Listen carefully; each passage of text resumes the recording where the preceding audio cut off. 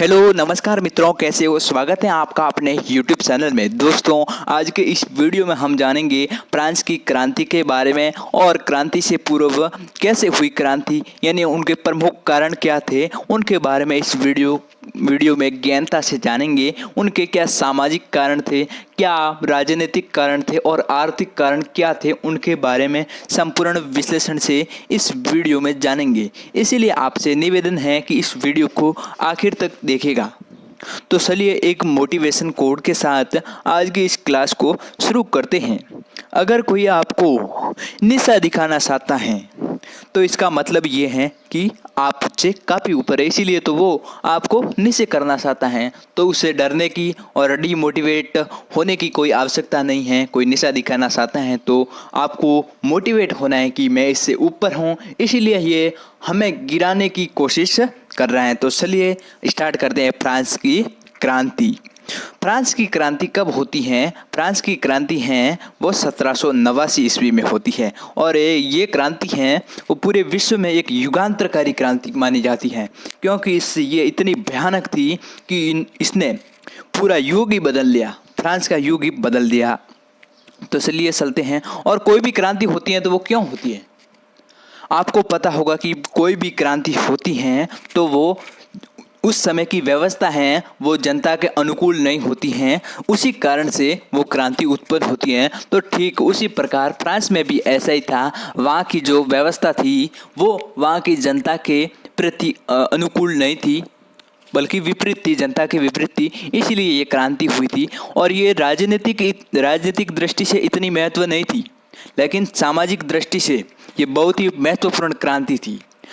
समाज में बहुत सारा भेदभाव होता था, बहुत सारे समाज में असमानताएं व्याप्त थी, इसी कारण से ये ज़्यादा सामाजिक थी, राजनीतिक की अपेक्षा ज़्यादा सामाजिक क्रांति थी। तो चलिए स्टार्ट करते हैं फ्रांस की क्रांति।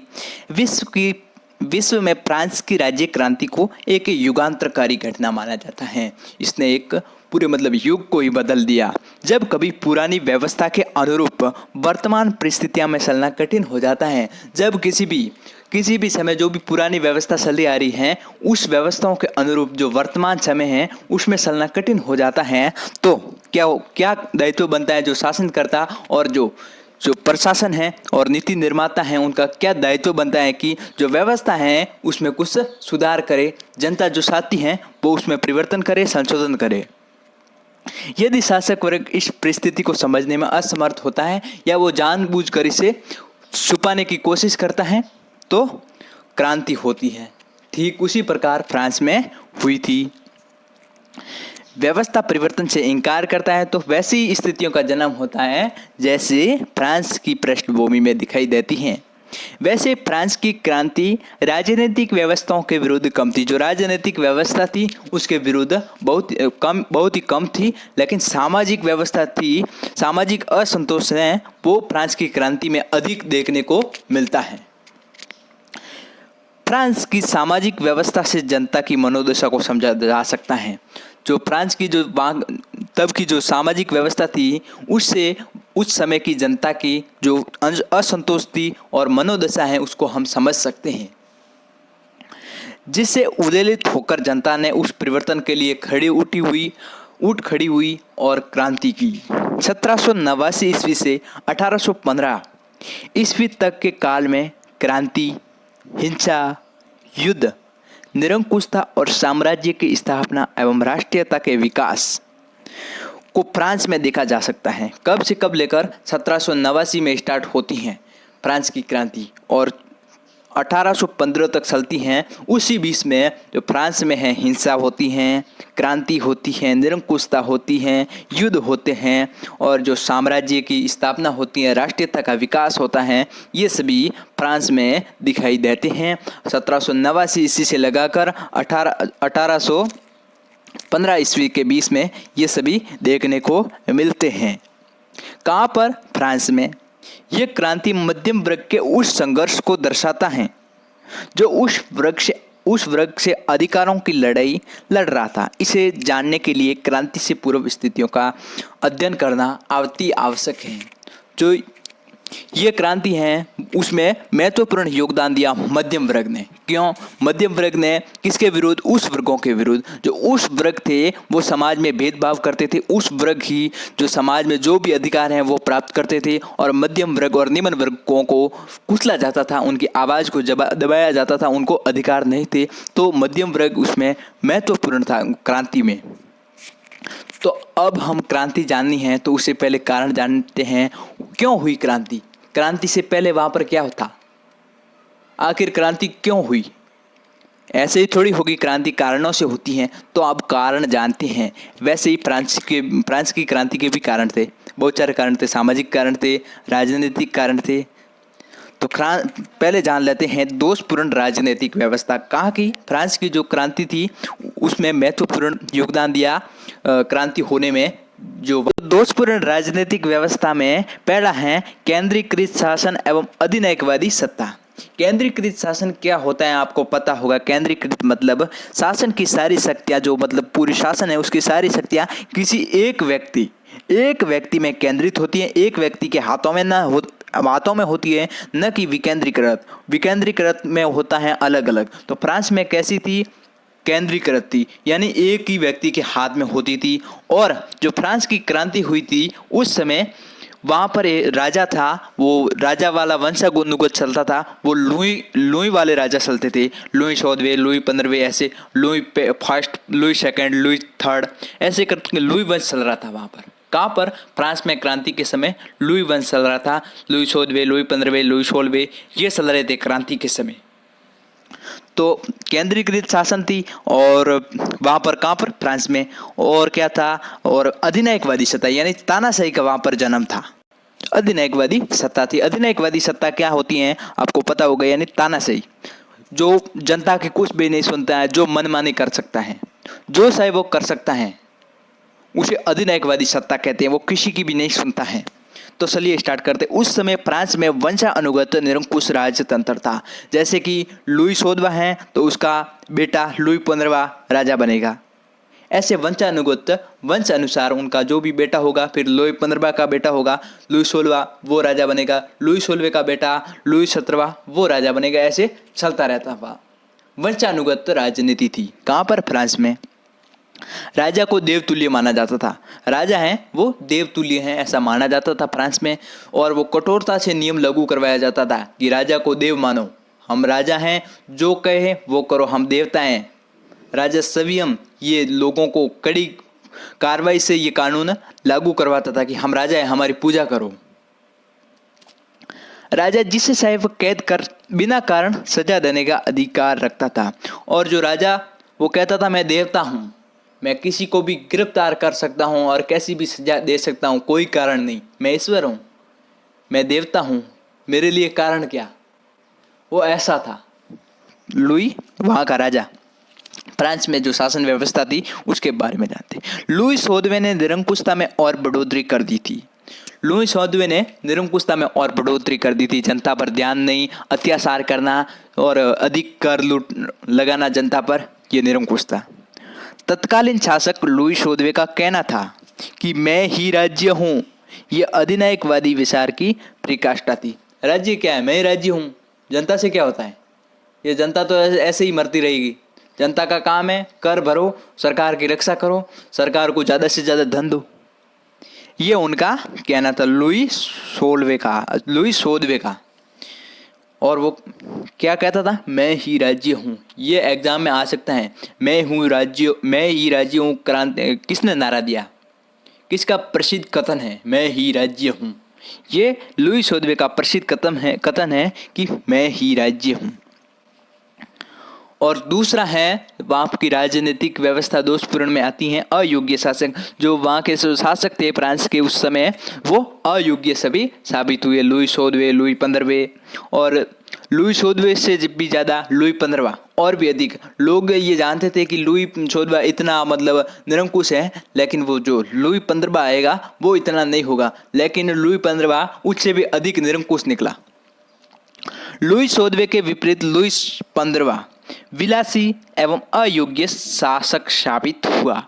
उसने शासन में सुधार की अपेक्षा सारा समय आमोद प्रमोद में व्यतीत कर दिया।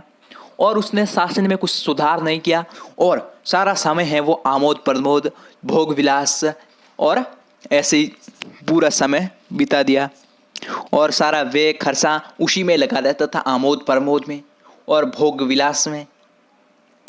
लुई 16वें के लिए तो कहा जाता है कि वह अयोग्य अकरणीय, उसने तो अपनी वह अयोग्य अकर्मण्य विलासी कान का कच्चा बुद्धिहीन व्यक्ति था जो अपनी पति मेरी आत्मानेत के प्रभाव में था। उसकी पत्नी का क्या नाम था? मेरी आत्मानेत।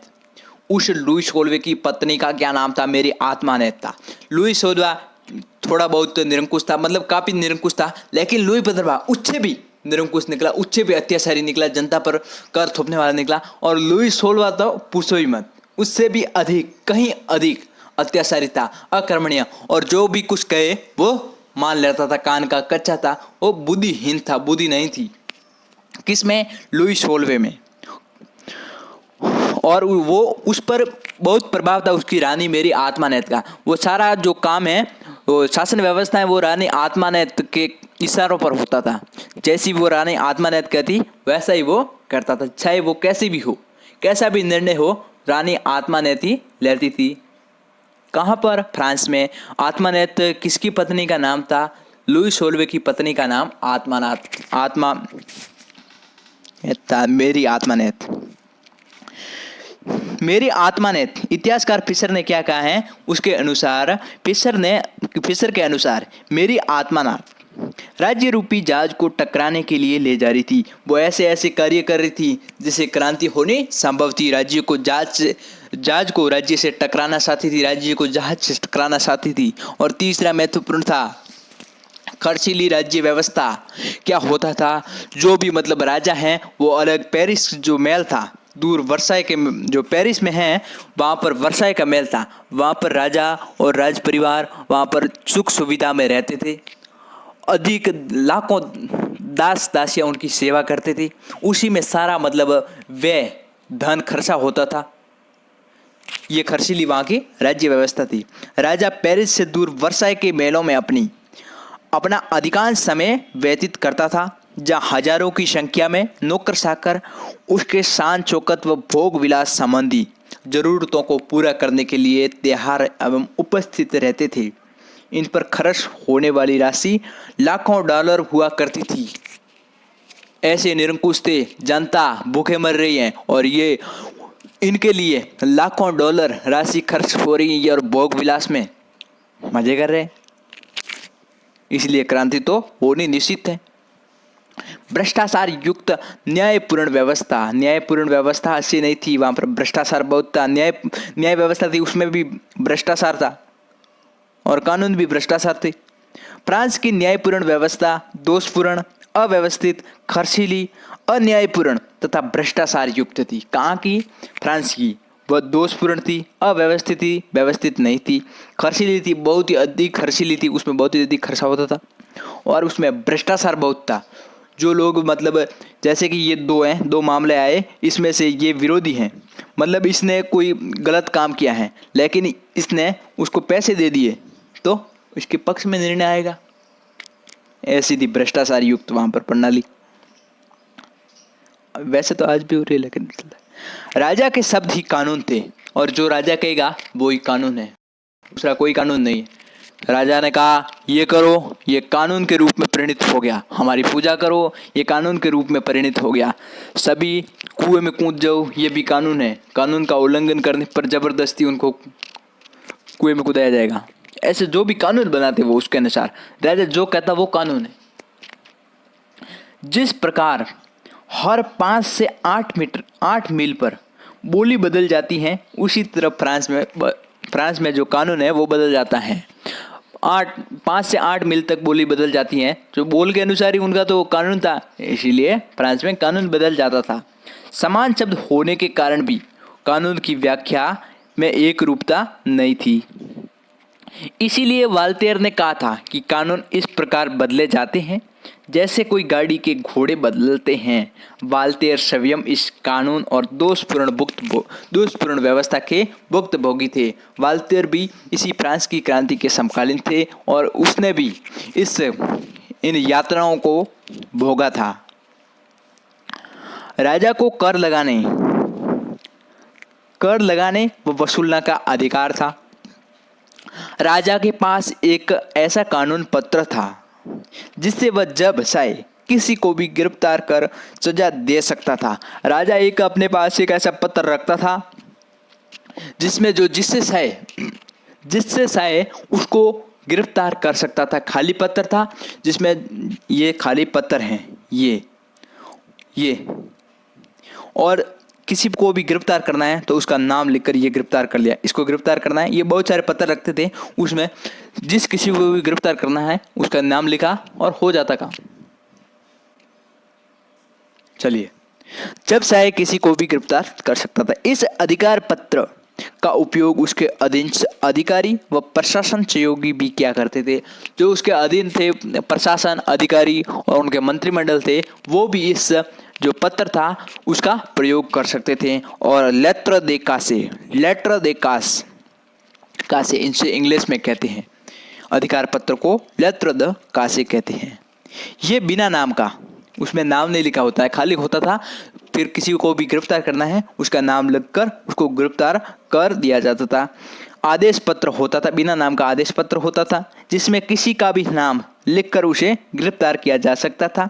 लुई 15वें के शब्द थे, मेरे बाद परले होगा। अर्थात वह जानता था कि वर्तमान व्यवस्था जन अनुकूल साबित नहीं हो रही है। उसको पता था, लुई 15वें को पता था कि ये जो भी हम कर रहे हैं ये अच्छी नहीं कर रहे हैं, इससे जनता बहुत परेशान हो रही है। तो इसीलिए क्रांति अब से होगी और मेरे मरने के बाद जो मेरा लुई 16वां आएगा तब क्रांति अवश्य होगी। और उस समय भी थोड़ी बहुत गतिविधियां चल रही थी लुई 15वें के समय भी। असक्षम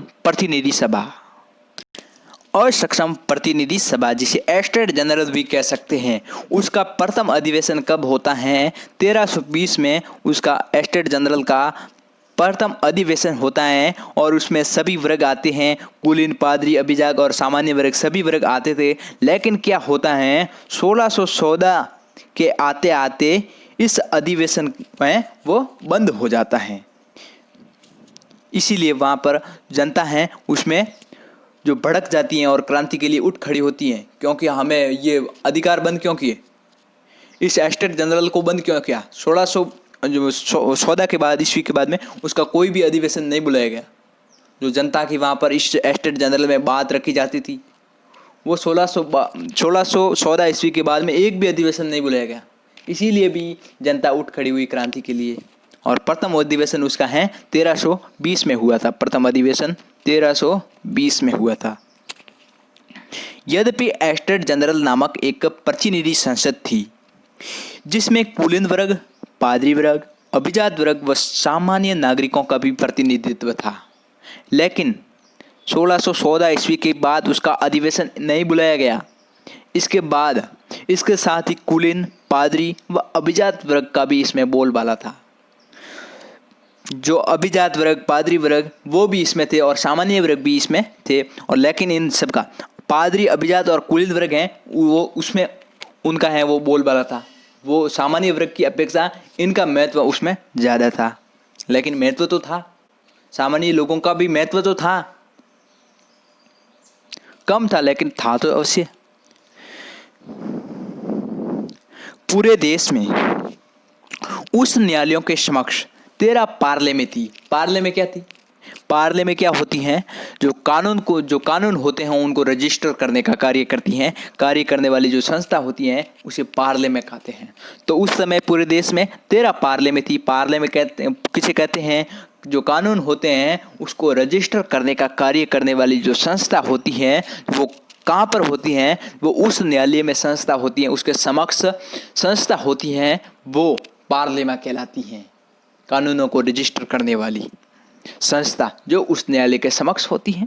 और उस समय फ्रांस में 13 पार्लियामेंट थी। कितने पार्लियामेंट थी? 13 पार्लियामेंट थी जो कि कानूनों को पंजीकृत करने का काम करती थी। क्या करती थी? कानूनों को पंजीकृत करने का, लिखने का काम करती थी। लेकिन वह भी राजा के प्रभाव क्षेत्र में थी, उस पर भी राजा का प्रभाव था। ये दोनों ही संस्था राजा पर नियंत्रण करने में असक्षम थी। कौन कौन सी? एस्टेट जनरल और ये वाली कौन सी? पार्लेमा, जो कानूनों को रजिस्टर करती थी। ये दोनों जो राजा पर प्रभाव बनाने, राजा को नियंत्रित करने में असक्षम हुई, जिससे क्रांति हुई। चलिए, ये भी महत्वपूर्ण कारण था। अब जानते हैं, हमने राजनीतिक कारण जाना। राजनीतिक कारण क्या था? वहाँ पर अयोग्य शासक था, जो भी असक्षम प्रतिनिधियाँ थी, इसी के कारण वहाँ पर ये क्रांति हुई। अब जान लेते हैं सामाजिक कारण। सामाजिक कारण क्या क्या थे वहाँ पर, इसीलिए वहाँ पर क्रांति हुई। सामाजिक कारण भी थे, बहुत सारे कारण थे। सामाजिक कारण, समाज में असमानता थी। कहाँ पर? फ्रांस में जो सामाजिक व्यवस्था थी, जो महत्वपूर्ण, जो बहुत ही महत्वपूर्ण है ये सामाजिक व्यवस्था। सामाजिक कारण बहुत ही हैं, क्योंकि सामाजिक असंतोष लोगों में ज़्यादा था क्रांति के लिए। राजनीतिक की अपेक्षा सामाजिक असंतोष ज़्यादा था लोगों में, इसीलिए ये क्रांति हुई। सामाजिक असमानता। फ्रांस में उस समय समाज 3 वर्गों में विभाजित था। फ्रांस में समाज है वो कितने वर्गों में विभाजित था क्रांति के समय? क्रांति के पहले 3 वर्गों में। कौन कौन से थे? पादरी, कुलीन और सामान्य वर्ग। सामान्य वर्ग में कौन कौन आते थे? ये चिकित्सक, अध्यापक और मजदूर, किसान और छोटे व्यापारी हैं, वो सामान्य वर्ग में आते थे। और फ्रांस में 3 महत्वपूर्ण ये कारण थे। पादरी वर्ग जो सबसे पहला था, और कुलीन वर्ग ये सेकंड था, और सामान्य वर्ग उसमें चिकित्सक, अध्यापक, मजदूर, किसान, छोटे व्यापारी आते थे। संपूर्ण समाज विशेष अधिकार प्राप्त व विशेष अधिकार विहीन वर्गों में विभाजित था। ये जो समाज थी वहाँ की फ्रांस की, वो 2 भागों में कन्वर्ट थी। कौन कौन सी? एक को तो बहुत सारे विशेष अधिकार हैं वो मिले हुए थे, और एक को अधिकार नहीं मिले हुए थे। तो विशेष अधिकार किन किन को मिले हुए थे? पादरी, कुलीन, इनको विशेष अधिकार प्राप्त थे, और ये सामान्य वर्ग थे, उनको विशेष अधिकार नहीं प्राप्त थे। तो ये 2 भागों में विभक्त था। एक तो विशेष अधिकार प्राप्त हुए समाज, और एक जो जिनको विशेष अधिकार प्राप्त नहीं थे। पादरी एवं कुलीन वर्ग कई विशेष अधिकारों एवं रियासतों से युक्त थे।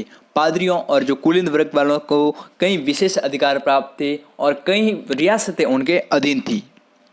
उन पर किसी भी तरह का कोई आर्थिक दायित्व नहीं था। उन पर किसी भी तरह का कोई कर लगाना है वो उन पर नहीं था। किस पर?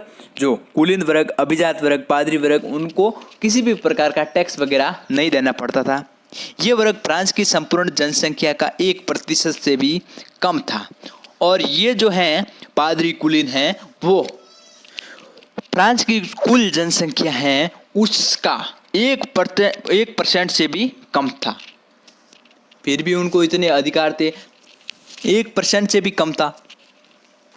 इसके विपरीत संपूर्ण संपत्ति का 5वां भाग इनके पास था, और पूरी संपत्ति है उसका 5वां भाग 1% से भी कम वालों के पास था, और 99% वालों के पास कुछ नहीं था। और इन 1% से भी कम वालों के पास 5% संपत्ति का भाग इनके पास था। तो आप देख सकते हैं कितनी सामाजिक असमानता थी वहाँ पर फ्रांस में।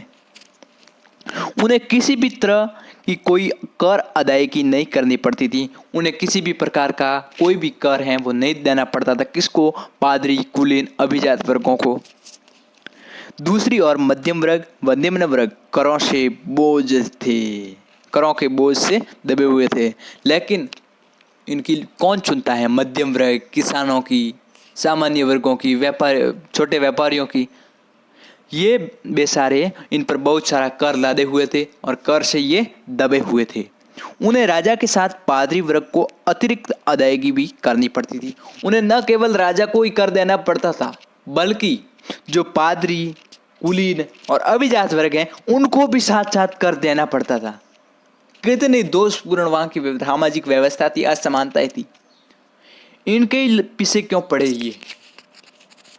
क्योंकि राजा भी इनसे कर लेता था, और पादरी और जो कुलीन वर्ग है वो भी इनसे कर लेता था। अब इनके पास बचेगा क्या, खाएगा क्या? इसलिए क्रांति तो होनी थी। एक अधिकार विहीन बौद्धिक वर्ग था जो लगातार समान कानून व समान कराधान की मांग कर रहा था। लेकिन उस समय बौद्धिक वर्ग था, उसके पास कोई अधिकार नहीं था, अधिकारों से विहीन था। वो इस सामाजिक अधिकारों को समान, सभी के लिए समान है होए, इसकी मांग कर रहा था। नेपोलियन बोनापार्ट ने भी इस सामाजिक असंतुलन से त्रस्त तथा परिवर्तन के लिए व्याकुल मध्यम वर्ग को क्रांति के लिए उत्तरदायी माना।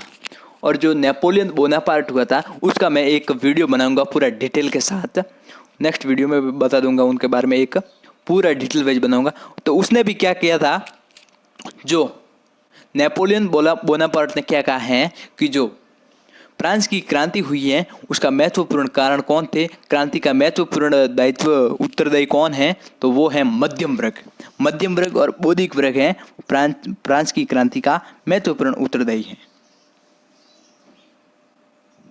किसान व मजदूर वर्ग। फ्रांसीसी समाज में सर्वाधिक जनसंख्या वाला यह वर्ग विशेष अधिकार विहीन था। जो ये किसान और मजदूर थे, इनकी जनसंख्या बहुत थी। कहाँ पर? फ्रांस में इनकी जनसंख्या बहुत सारी थी, लेकिन इनको अधिकार नहीं थे, अधिकार प्राप्त नहीं थे। ज़्यादा जनसंख्या थी लेकिन फिर भी इनको अधिकार नहीं थी। और इसकी अपेक्षा जो पादरी वर्ग है वो पादरी और कुलीन वर्ग हैं वो 1% से भी कम थे। फ्रांस की कुल जनसंख्या की 1% से भी कम थे, लेकिन फिर भी उनको फ्रांस की संपूर्ण आय का 5% भाग उनको प्राप्त होता था। इन कृषकों की दशा राजा, पादरी और कुलीन वर्ग के कारण अत्यंत दयनीय हो चुकी थी। ये जो कृषक थे, मजदूर थे, उनकी जो दशा है वो पादरी भी उनसे कर लेते थे और राजा भी उनसे कर लेता था, कुलीन वर्ग भी उनसे कर लेता था। इसी कारण उनकी जो दशा है वो अत्यंत बहुत ही दयनीय हो चुकी थी। उनकी कमाई का 80% भाग कर चुकाने में चला जाता था। 80% भाग है वो कर में चला जाता, तो पीछे बाकी क्या बचता? और भी कोई लूट के ले जाता था। 20% बचा है वो कोई लूट के चला जाता था, तो उनके बीच खाने के भी लाले पड़ रहे थे। इसीलिए क्रांति तो होनी थी। संपूर्ण फ्रांस का आर्थिक भार इन किसानों को उठाना पड़ता था। जो भी कुछ करना है किसानों के पास, अगर राज्य में कोई धन की कमी आई है तो जाओ किसानों को लूट के ले आओ, किसान है ना, क्या काम के। इसके साथ साथ इन्हें उस वर्ग से भी बेगारी करनी पड़ती थी। उस लोग हैं वो भी उनको काम कराते थे और उसके विपरीत उनको एक भी रुपया नहीं देते थे, एक भी पैसा नहीं देते थे। उनकी बेगारी करते थे, काम करवाते थे, छोड़ देते थे, चले जाओ, बेगारी करते थे। स्वतंत्र किसान के विपरीत दास कृषक बिना जमींदार की आज्ञा गांव नहीं छोड़ सकता था। और वहाँ पर कुछ स्वतंत्र किसान भी थे, और जो छोटे किसान थे वो जिस किसी के भी खेत में काम कर रहे हैं तो उसकी आज्ञा के वो कहीं नहीं जा सकते थे, दूसरे गांव भी नहीं जा सकते थे। केवल रोटी का आधी रोटी का टुकड़ा मिलता था, फिर वो पूरा काम करता था। और वहाँ पर उस जमींदार की आज्ञा के बिना वो कहीं जा भी नहीं सकता था। ऐसी उन पर थी। किसानों को सामाजिक व आर्थिक दशा उन्हें मौजूदा व्यवस्था के विरुद्ध विद्रोह के लिए उकसा रही थी। ये जो वहाँ की व्यवस्था थी, आर्थिक व्यवस्था, सामाजिक व्यवस्था, ये उन किसानों को ये भा रही थी कि अब क्रांति करो और हम भी एक दिन ऐसे बनेंगे। क्रांति के विरुद्ध ये भड़का रही थी, उसका रही थी, प्रेरित कर रही थी।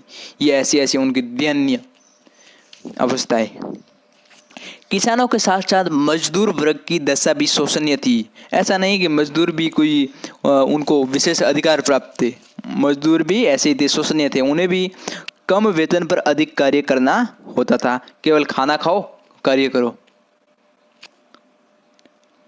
ये वर्ग मध्यम वर्ग के संपर्क में रहने के कारण राजनीतिक रूप से किसानों की तुलना में अधिक सजग था, लेकिन फिर भी ये वर्ग है वो मध्यम वर्ग के साथ था, इसीलिए किसानों की अपेक्षा थोड़ा बहुत उनके अच्छा था, अधिक सजग था।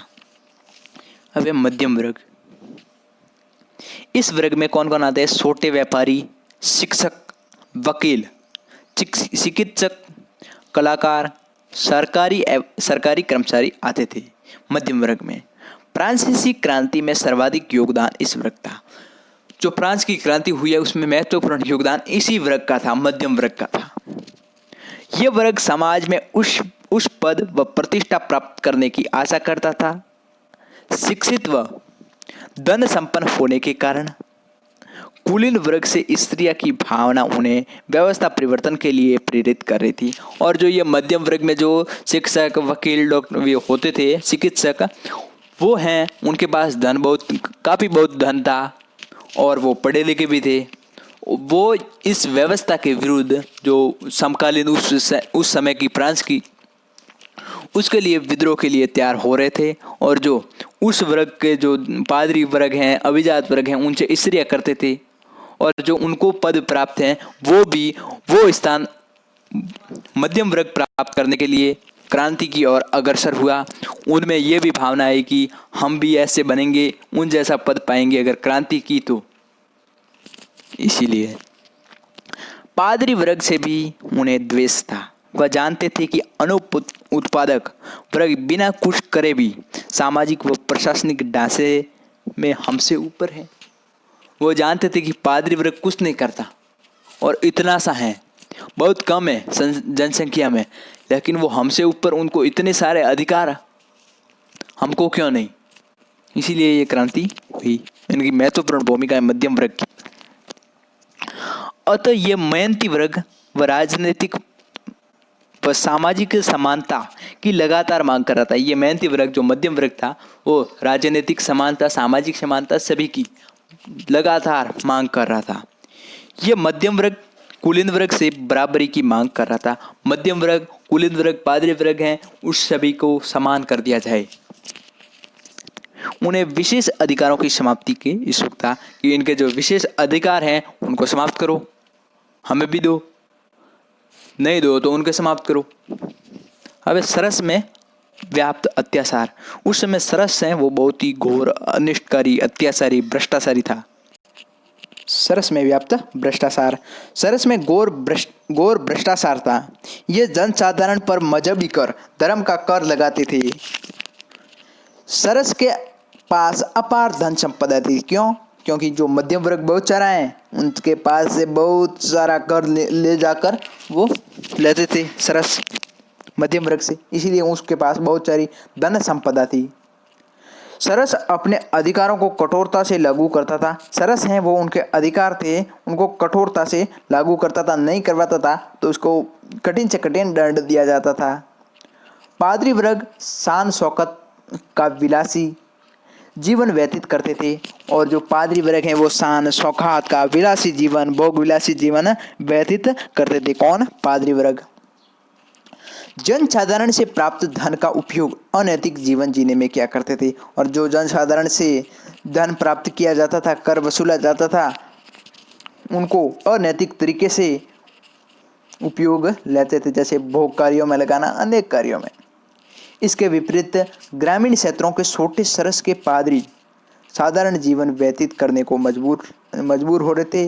वे सभी इस व्यवस्था से निराश थे। जो छोटे पादरी थे, जो छोटे छोटे गांवों के, वो इस पद्धति से विमुख थे और उनको इतने अधिकार नहीं थे, तो वो भी क्रांति के लिए उत्सुक हो रहे थे। वो भी ये अधिकार प्राप्त करना चाहते थे।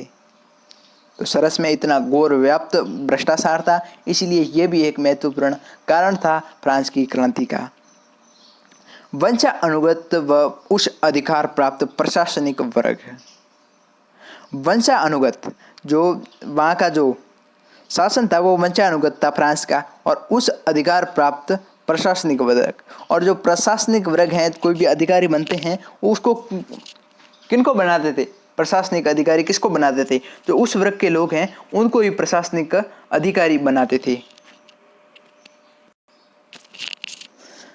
राज्य के उस पदों पर आसीन अधिकारी कुलीन वर्ग से आते थे। वो किससे आते थे? कुलीन या पादरी वर्ग से। ज़्यादातर हैं वो कुलीन, धनी लोग आते थे उस पदों पर, जैसे प्रशासनिक पदों पर। ये समस्त नागरिक व सैनिक प्रशासन के उस पदों पर आसीन होकर समाज में प्रतिष्ठा व सम्मान प्राप्त करते थे। ये हैं जो समस्त नागरिक व सैनिक प्रशासन होते थे और भी अधिकारी होते थे, उनमें नियुक्त हो जाते थे और समाज में वो प्रतिष्ठित होते थे। कौन? कुलीन वर्ग वाले। उनको ही उस अधिकार वाले जो पादरी वर्ग हैं उनको ही कोई प्रशासनिक वर्गों में लगाया जाता था। ये वर्ग भी करों से मुक्त था और इनको कोई किसी भी प्रकार का कर नहीं देना पड़ता था। इन अधिकारियों पर करों का संग्रह, कानून व्यवस्था एवं देश की सुरक्षा का भार था और इनका दायित्व था कि वो जनता से कर वसूले और जो व्यवस्था है उसको अनुकूल बनाए, उसी अनुकूल बनाए और कानून व्यवस्था एवं देश की सुरक्षा है उसका प्रमुख उत्तरदायित्व था। साथ ही ये अपने क्षेत्रों में न्याय देने का भी कार्य करते थे। अपने क्षेत्र हैं वहाँ पर न्याय देने का भी कार्य करते थे। इनके द्वारा अपने क्षेत्र में होने वाले संपत्ति का क्रय विक्रय पर किसानों से कर वसूला जाता था। और जो ये लोग हैं जिस क्षेत्र में रहते थे उस क्षेत्र में, जैसे किसी क्षेत्र में रह रहे हैं और सामान्य लोगों ने कोई खरीदा है, कोई भी वस्तु खरीदी है तो उसका कर लो और कोई बेची है चीज़, भले ही वो छोटी क्यों न हो, 1 रुपये की क्यों न हो चीज़, उसका भी टैक्स लगता था। पैसे लेते थे, कर वसूलते थे। कर्षक वर्ग इन सामंतों के या घरों के व खेतों में बेगार शराब बनाने व शक्की चलाने का कार्य किया करते थे। और किसान क्या करते थे?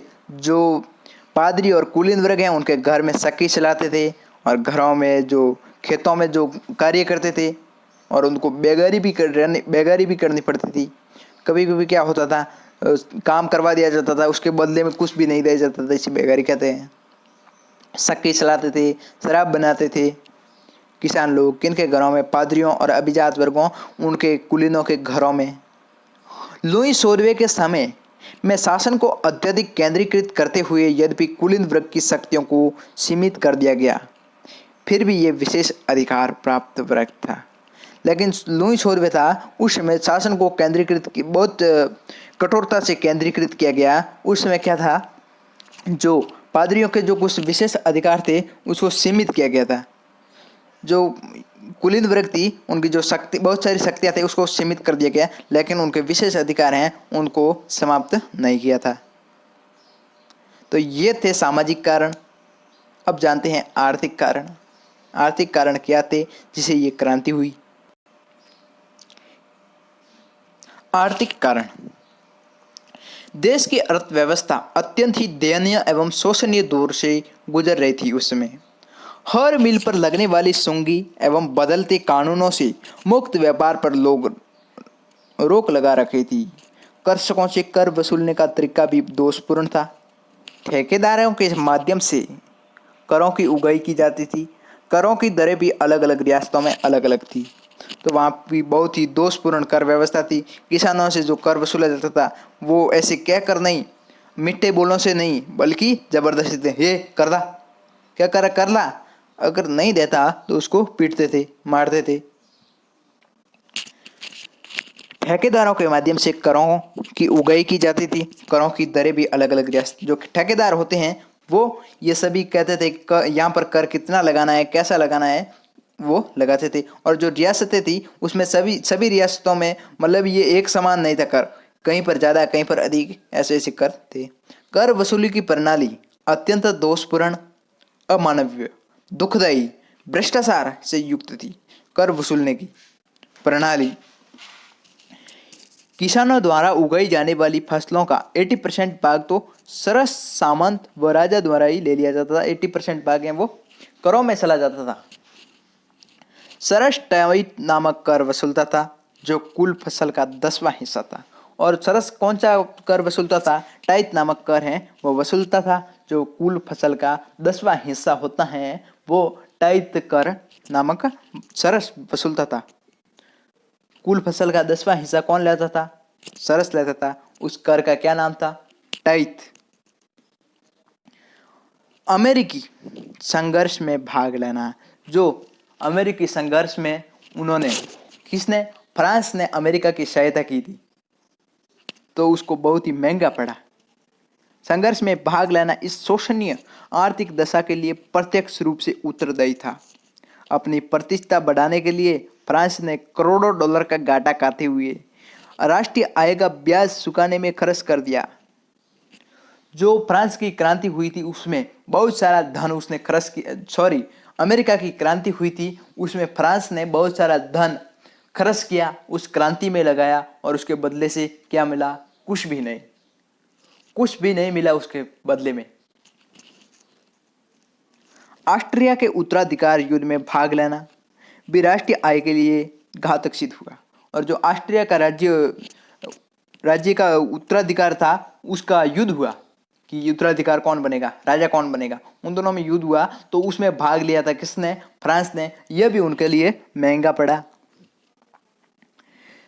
फ्रांस का राज परिवार व राज दरबार तो पहले से ही राष्ट्रीय आय का अधिकांश हिस्सा उपभोग कर रहे थे। खर्चीली राज व्यवस्था थी। पेरिस के मेलों में वो रहकर बहुत सारे भोग विलास करते थे और लाखों डॉलर खर्च करते थे। कौन? फ्रांस का राज परिवार, राज परिवार, राज दरबार।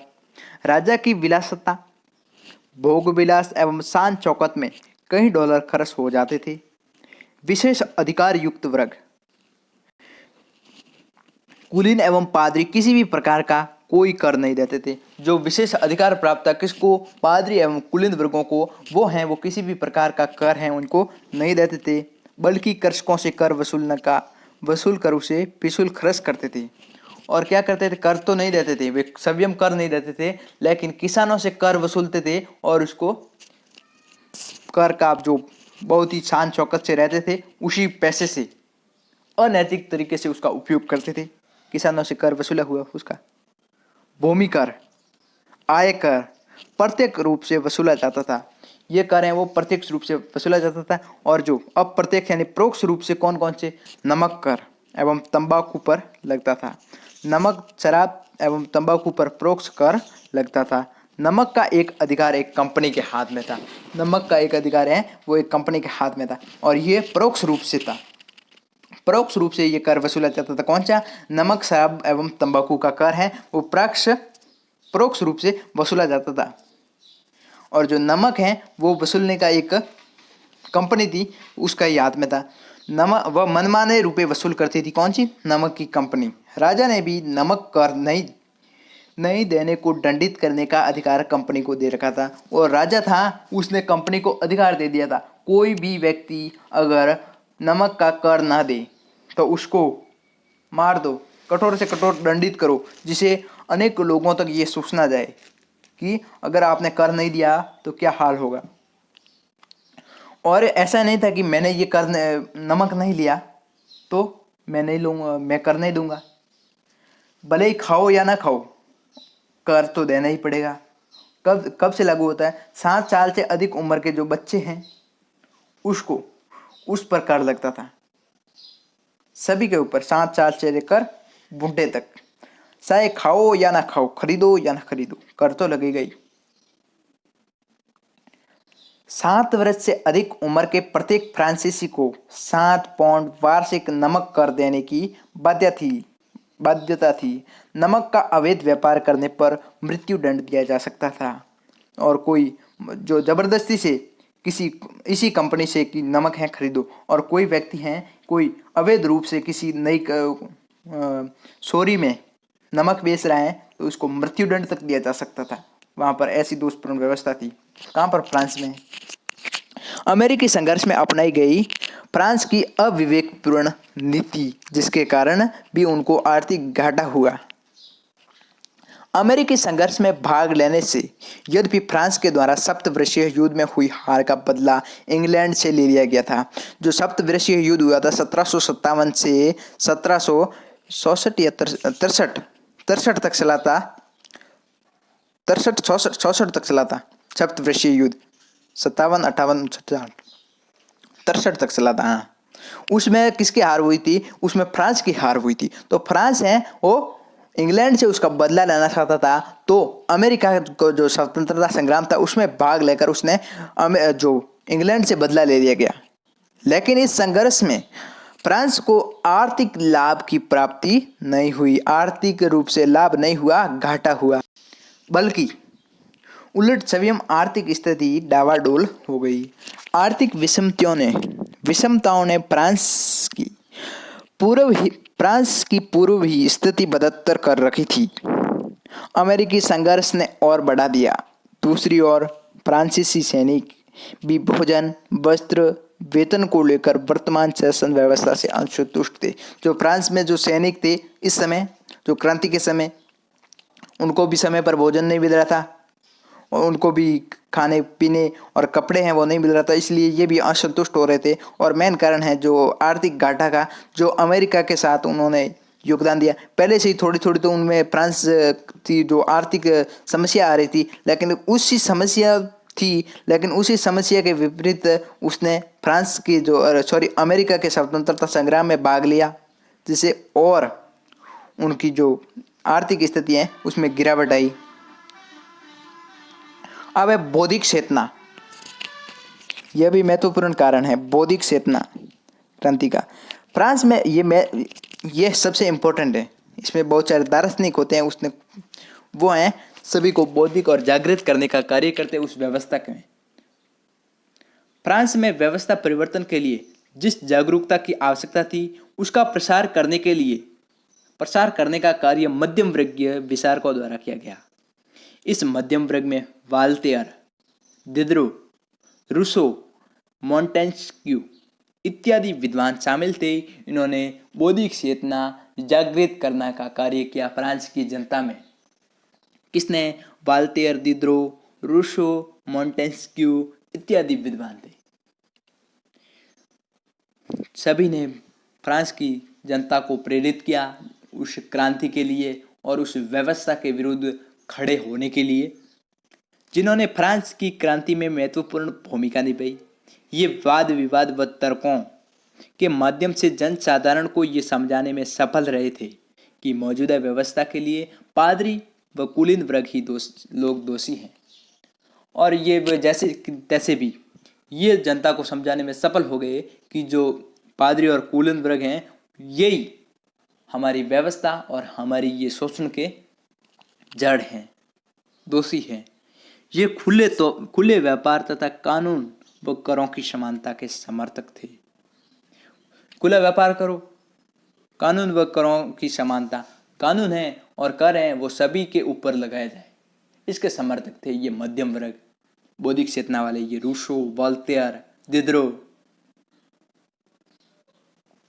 ये बौद्धिक वर्ग व्यंग्य, कविता, नाटक, वाद विवाद, तर्कपूर्ण वैज्ञानिक व्याख्या तथा कार्यशालाओं के माध्यम से समाज के तत्कालीन असंतोष को बढ़ावा दे रहे थे। इन्होंने विशेष अधिकारों पर आधारित फ्रांसीसी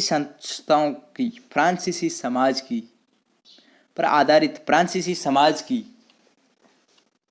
तत्कालीन असंतोषजनक परिस्थितियों के लिए उत्तरदायी ठहराया, उन्हें समाप्त करने पर बल दिया। और जो ये बौद्धिक वर्ग था उसने बहुत सारी कविताएं लिखी, नाटक लिखी उस व्यवस्था के विरुद्ध में, जिससे हैं जनता प्रेरित हुई। और इसने क्या किया? इन्होंने विशेष अधिकारों पर आधारित संस्थाओं को फ्रांसीसी समाज की तत्कालीन असंतोषजनक परिस्थितियों के लिए उत्तरदायी ठहराया।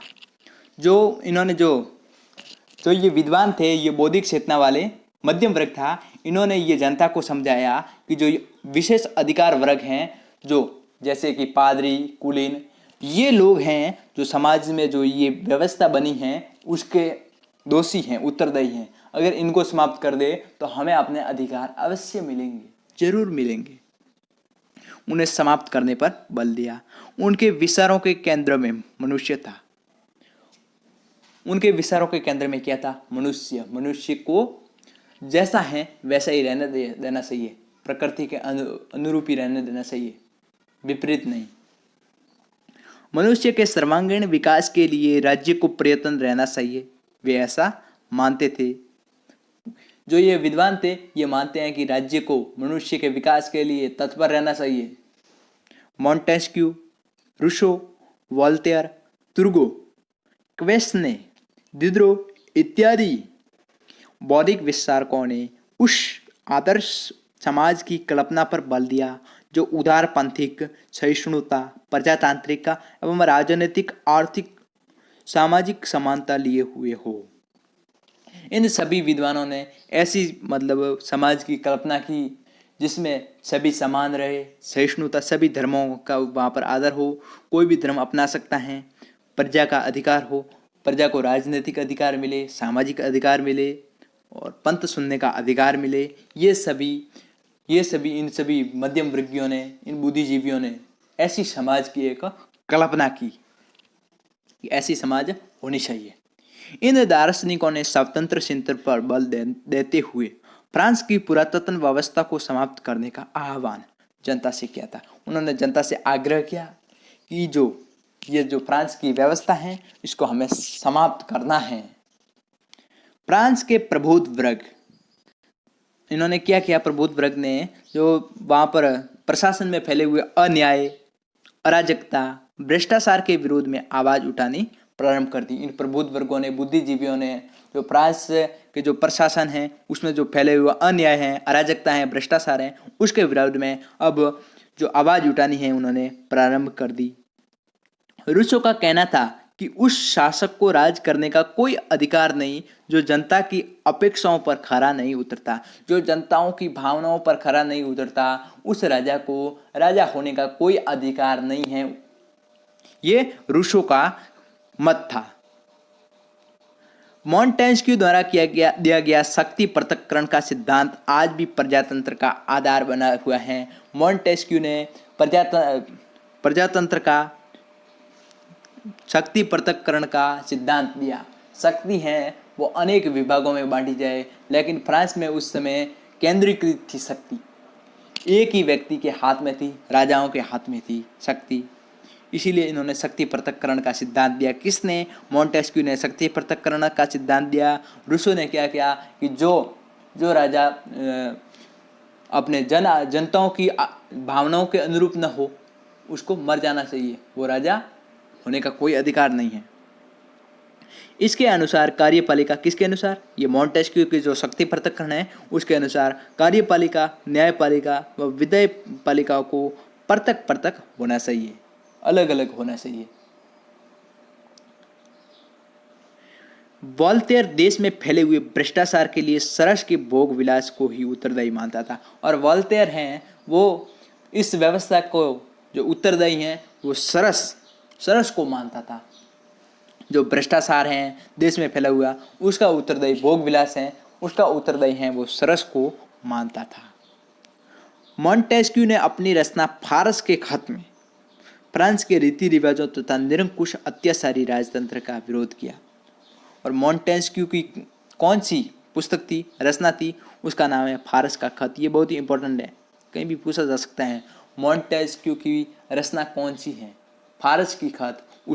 उसमें उन्होंने जो फ्रांस के रीति रिवाज हैं तथा निरंकुश अत्याचारी प्रजातंत्र हैं उसका विरोध किया है। अपनी रचना फारस के खत में उन्होंने ये वर्णन किया। किसने? मॉन्टेस्क्यू ने। वोल्टेयर ने जो भ्रष्टाचार फैला हुआ है देश में उसके लिए सर्च को उत्तरदायी ठहराया। रूसो द्वारा लिखित रचना। रूसो ने कौन सी रचना लिखी है? सामाजिक संविदा में मानव स्वतंत्रता पर बल दिया गया। वह स्वतंत्रता, समानता तथा बंधुत्व जैसे सिद्धांतों का पक्ष करता था। कौन? रूसो। रूसो की महत्वपूर्ण रचना कौन सी है? यह आपको पूछा जा सकता है, बहुत ही इंपॉर्टेंट है। रूसो की महत्वपूर्ण रचना सामाजिक संविदा था। उसमें उसने क्या किया? मानव स्वतंत्रता है उस पर बल दिया गया, और उसमें क्या था? स्वतंत्रता, बंधुत्व और समानता पर बल दिया गया था। रॉबस्पियर उसका अनुयायी था और शिष्य था। किसका? रूसो का शिष्य कौन था? रॉबस्पियर। रॉबस्पियर है वो रूसो का शिष्य था। वह रूसो द्वारा लिखित पुस्तक सामाजिक संविदा को अपने पास रखता था, हमेशा अपने पास रखता था। कौन? ये इसका नाम रॉबस्पियर है। वो रूसो द्वारा जो सामाजिक संविदा पुस्तक लिखी थी उसको हमेशा अपने पास रखता था। कौन? रॉबस्पियर। रॉबस्पियर है वो रूसो का शिष्य था। कौन? रॉबस्पियर। रूसो ने कहा था कि मनुष्य स्वतंत्र पैदा हुआ है, लेकिन वह आज सर्वत्र जंजीरों से जकड़ा हुआ है। अब मनुष्यों में पुनः अपनी प्राकृतिक अवस्था में लौटकर समस्त संस्थाओं और उसके बंधनों से मुक्त हो जाना चाहिए था। सही है, ये रूसो ने कहा। कि मनुष्य स्वतंत्र पैदा हुआ था और उसको स्वतंत्र होना चाहिए, लेकिन अब तो ये समाज इन जंजीरों में जकड़ा हुआ है। तो अब मनुष्यों को पुनः अपनी सामाजिक अवस्था में आने का समय आ गया है और इन बंधनों से मुक्त हो जाना चाहिए। अब रूसों के लिए नेपोलियन बोनापार्ट ने क्या कहा रूसों के लिए? फ्रांस की क्रांति का प्रमुख उत्तरदायी व्यक्ति है वो रूसो थे। यह नेपोलियन बोनापार्ट ने कहा था। वोल्टेयर का मानना था कि ईश्वर हृदय में है, बाइबल और सृष्टि में नहीं। वोल्टेयर है, उसने क्या कहा कि जो ईश्वर है बाइबल और जो ग्रंथों को पढ़ते हैं सरस हैं उसमें नहीं है। ईश्वर अपने हृदय में है, अपने शरीर में है, न कि किसी पुस्तकों में, धार्मिक ग्रंथों में। उसने पोप को विदेशी कहकर संबोधित किया। पोप को कहा ये विदेशी हैं, हमारे देश का नहीं है, बाहरी हैं, ये कहकर उसने संबोधित किया। अभिव्यक्ति की स्वतंत्रता पर बल देता था कौन? वोल्टेयर। वरिष्ठ राजतंत्र का विरोध करते हुए उसने यहाँ तक कहा कि मैं जानता हूँ कि तुम्हारी बात गलत है, फिर भी तुम्हारी अभिव्यक्ति के अधिकार के लिए मैं अपनी जान तक देने को तैयार हूँ। ये किसने कहा? वोल्टेयर ने। कि मैं जानता हूँ तुम्हारी बात गलत है, फिर भी तुम्हारी अभिव्यक्ति के अधिकार के लिए अपनी जान तक देने को तैयार हूँ। ऐसी उन्होंने जनता से कहा। कहता था वो कौन? वोल्टेयर। अब सुधार के असफल प्रयास। ऐसे प्रयास जो सुधार के लिए किए गए लेकिन वो असफल हुए। लुई 16वें का वित्त मंत्री तुर्गो एक अर्थशास्त्री एवं राजनीतिज्ञ था। लुई 16वें था, उसका वित्त मंत्री कौन था? उसका नाम था तुर्गो। एक वो अर्थशास्त्री और राजनीतिज्ञ भी था। किसका मंत्री था? वित्त मंत्री था लुई 16वें का, उसका नाम था तुर्गो। वो क्या था? वित्त मंत्री लुई 16वें का, और राजनीतिक और अर्थशास्त्री भी था। उसने सरकारी व्यय में कमी के प्रयास करते हुए राज्य की आय को बढ़ाने का प्रयास शुरू किए। और जो सरकार के लिए ज़्यादा इतना खर्चा होता था, राजा इतना खर्चा करता था, उसको उसने सीमित करने के लिए भी बहुत प्रयास किए। और जो राज्य के लोगों की आय है उसको बढ़ाने के भी बहुत भी प्रयास किए। किसने? लुई 16वें के वित्त मंत्री तुर्गो ने। तुर्गो द्वारा इन नियमों पर कार्य करने का प्रयास किया गया। ये कौन कौन से नियम हैं? कि दिवालियापन नहीं, कोई दिवालिया नहीं होना चाहिए हमारे राज्य में, वृद्धि नहीं, ज़्यादा जो कर हैं उनमें वृद्धि नहीं करनी चाहिए, कर सभी के ऊपर समान होने चाहिए, कोई ऋण नहीं, किसी के ऊपर किसी भी प्रकार का कोई ऋण नहीं होना चाहिए, और कर भी नहीं होना चाहिए, वृद्धि भी नहीं होनी चाहिए, और कर समाप्त कर देना चाहिए। ये इन्होंने ये नियम थे किसके? तुर्गो के। तुर्गो ने ये नियम बनाए, लेकिन ये असफल हुआ। थोड़े बहुत चले, महीने 2 महीने, लेकिन फिर असफल हो गया। तुर्गो ने व्यापार व उद्योग में वृद्धि हेतु स्वतंत्र व्यापार का सिद्धांत लागू कर दिया। स्वतंत्र व्यापार करो, ये सिद्धांत उसने लागू कर दिया, जिससे व्यापार में वृद्धि होगी, उद्योग धंधों में वृद्धि होगी। उसने व्यावसायिक श्रेणी का अंत कर दस्तकारों और कारीगरों को प्रोत्साहित किया। व्यावसायिक श्रेणी थी, उसका अंत किया, और दस्तकार और कारीगर हैं उनको प्रोत्साहित किया अपने कार्य के लिए। उसके द्वारा किसानों के लिए दुखदायी कोरवी नामक कर समाप्त कर दिए गए। और किसानों पर एक महत्वपूर्ण कर था, दुखदायी कर था, कोरवी नामक कर, उसको उसने तुर्गो ने समाप्त कर दिया। और उस कोरवी नामक कर से किसानों को राहत दिलवा दी। अब कृषकों को सड़क पर काम करने के बदले मजदूरी प्राप्त होने लगी। पहले क्या था, इतनी रोजगार था नहीं, लेकिन तुर्गो ने कुछ असफल प्रयास किए जिससे उनको सड़कों पर काम करने के बजाय खेतों में और मजदूरी कुछ प्राप्त होने लगी। सड़क पर जो भी काम करते हैं जिससे थोड़ा बहुत ही मजदूरी प्राप्त होने लगी, चाहे सड़क हो चाहे खेत हो, उसमें अब काफ़ी सुधार होने लगा थोड़ा थोड़ा। तुर्गो ने जब नमक कर तथा विशेष अधिकारों का अंत करने का प्रस्ताव राजा के समक्ष रखा तो विशेष अधिकार प्राप्त वर्ग ने रानी को अपनी ओर मिला लिया तथा षड्यंत्र कर तुर्गों को मंत्री पद से हटवा दिया गया। क्या हुआ, जब जो नमक कर लगता था उसको हटवाने के लिए रूसों ने राजा के समक्ष एक प्रस्ताव रखा, तो जो बाकी लोग थे, पादरी वर्ग, कुलीन वर्ग, उन्होंने क्या सोचा कि ये तो अब हमें भी समाप्त कर देगा। तो उसने, रानी थी आत्मानेत, लुई 16वें की पत्नी का नाम मेरी आत्मानेत था और वो लुई 16वां था, उसके ज़्यादा प्रभाव में था।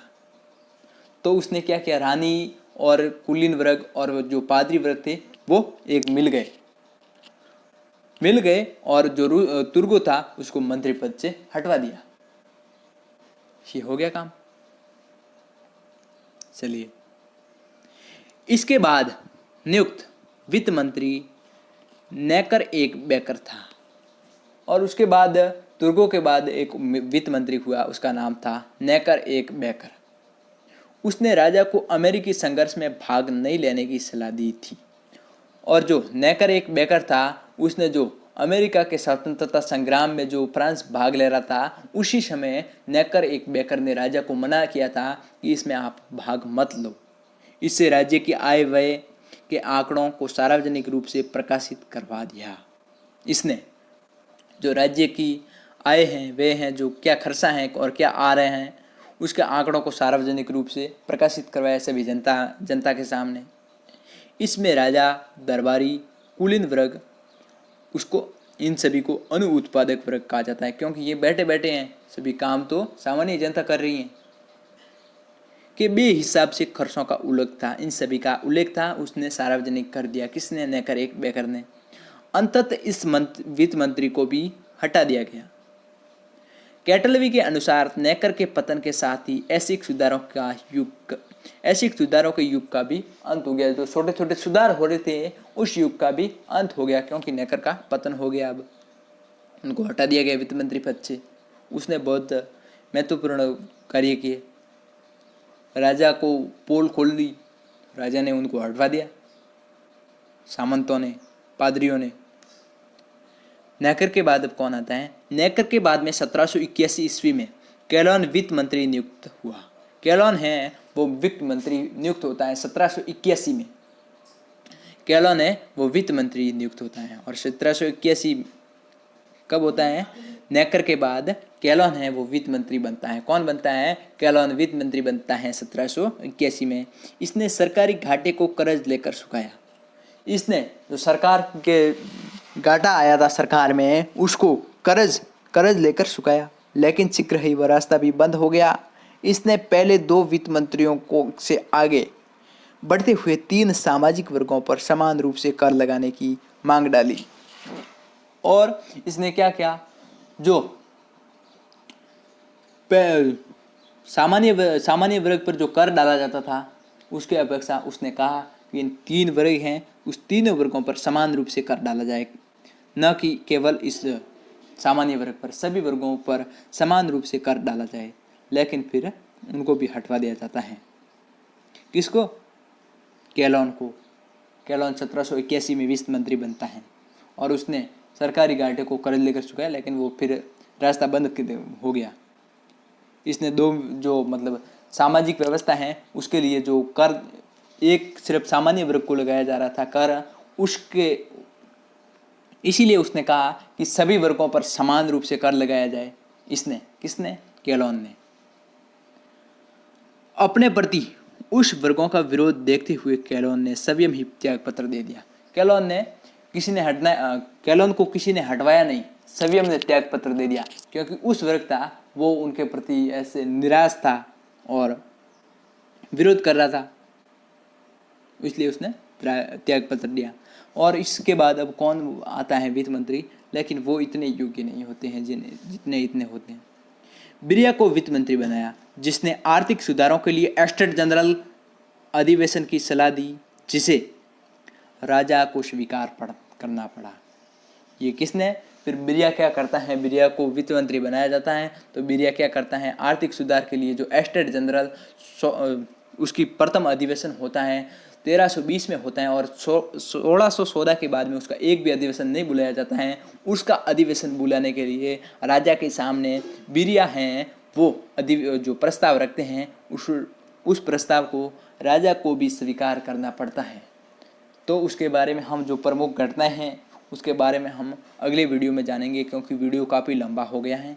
आज के इस वीडियो में हम जाना फ्रांस की राज्य क्रांति के क्या क्या कारण थे, संपूर्ण कारण हमने जान लिए हैं। अब प्रमुख घटनाएं हैं वो अगले वीडियो में जानेंगे। तब तक के लिए जय हिंद, जय भारत, वंदे मातरम।